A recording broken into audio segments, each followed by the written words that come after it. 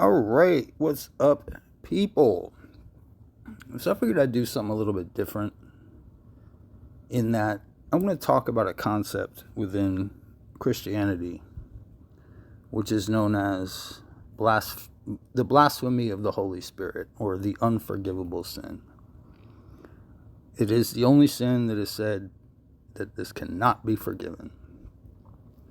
It's referred to in all three synoptic gospels in the red letters, meaning it's supposedly something Jesus said. And it's interesting because I think this parallels very well with something. I'm going to argue that this is a very early tradition.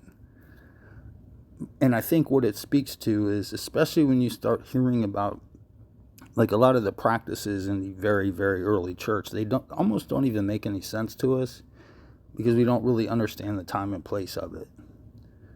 So Jesus was, if you believe in the historical Jesus, and again, this is the synoptic gospels. This is not the theological gospel of John. Basically, Jesus was a healer and an exorcist. Read it. You'll see what I'm saying. Those were the two things that so-called historical Jesus was known for. Those were the things, that's what brought all the people to him. And he performed miracles.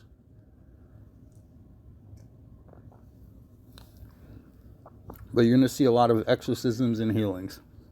Now, the interesting thing is that the criticism from the, what you might call antagonists in the story, it could have been the Pharisees, it could have been the scribes, but they basically came up to him and said, you're only casting out these devils because you're in league with the devil, right? Which harkens back to the Solomonic theme in the Talmud or whatever. The Talmud is actually later than the New Testament, if I'm not mistaken. What the fuck do I know about Judaism? I'm just an idiot. But seriously, so what I think is going on here is that Jesus has this almost, especially the synoptic Jesus, almost has this self-deprecating image of himself. That's why the phrase the Son of Man occurs so much. And why he says stuff like, even the Son doesn't know, but only the Father. My Father sent me, etc., etc.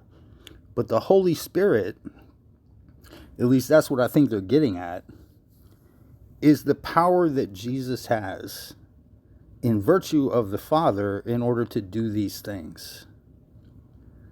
And so by being self-deprecating, what Jesus is basically saying is you can say whatever and he does this in at least two of the versions. He says, you can say whatever the hell you want about me, but don't say nothing about that dude because that dude is giving me the power to do these things.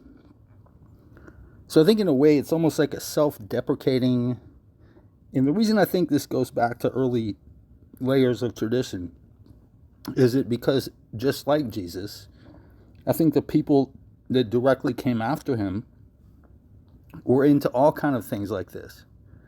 They were into the laying of hands. They were into, just read Paul, read a lot of what's going on in the New Testament, and you'll see that this was a very, well-established.